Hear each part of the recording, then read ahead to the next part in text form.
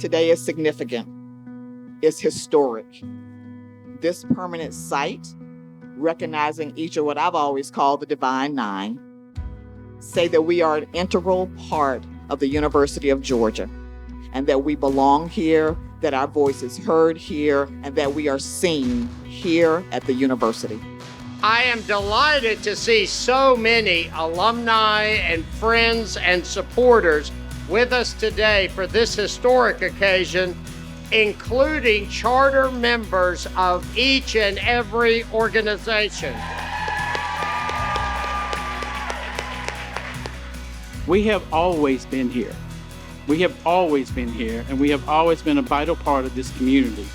And it's great to be recognized once again, but particularly in this great way. While this has indeed been a long time coming, I am exceptionally happy and proud that we have arrived. I believe that we can say for the members of those 9 organizations here today that we feel heard and we feel seen. We are proud to be a part of the University of Georgia and the great Bulldog Nation.